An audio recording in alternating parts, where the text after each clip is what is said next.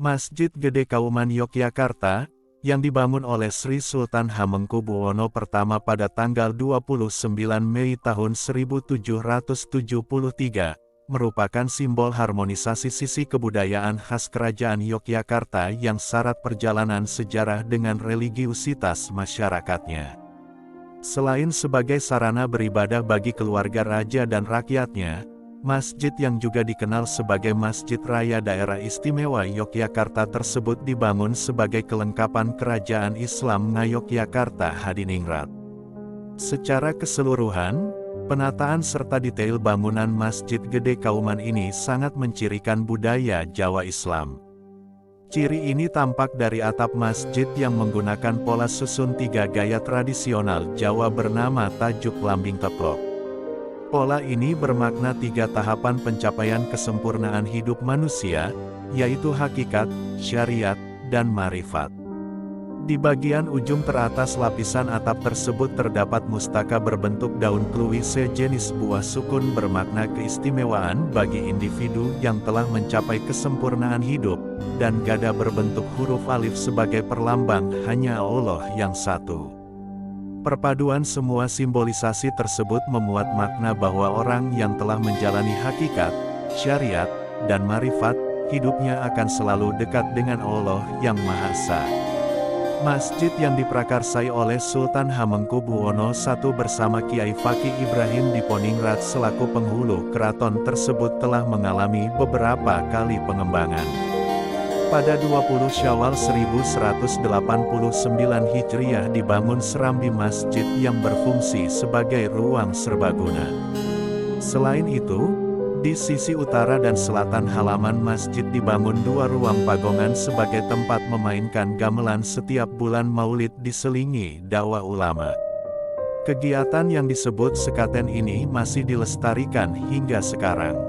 Berikutnya, pada 23 Muharram 1255 dibangun pintu gerbang yang disebut Gapuro.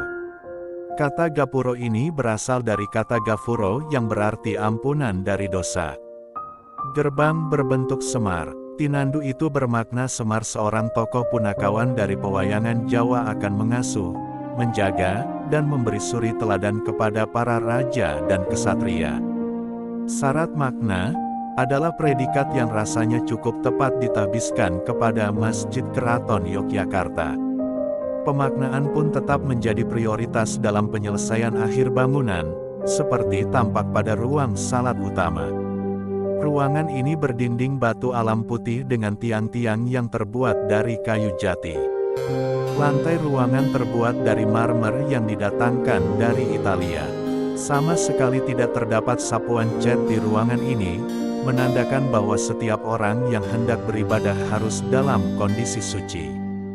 Menurut para ahli, tiang-tiang tersebut menggunakan kayu jati Jawa yang digunakan secara utuh tanpa sambungan dan telah berusia antara 400 sampai 500 tahun. Ada hal unik lainnya di ruang salat utama ini. Selain mihrab dan mimbar, terdapat maksura yakni sebuah ruangan kecil di saf terdepan yang merupakan tempat khusus bagi sultan dan keluarganya melaksanakan ibadah. Jika ditelisik lebih dalam, akan terlihat bahwa tidak satu pun ruang dan ornamen di masjid ini yang tanpa makna. Profil buah labu dalam bahasa Jawa disebut waluh di setiap pilar pagar pun memiliki makna pengingat kepada Allah yang dalam bahasa Arab disebut walahi. Tak hanya menyejukkan dahaga kebudayaan, suasana masjid juga terasa sejuk dengan adanya belumbang, yakni kolam yang mengelilingi serambinya. Kolam ini dialiri air jernih untuk membersihkan kaki sebelum memasuki masjid.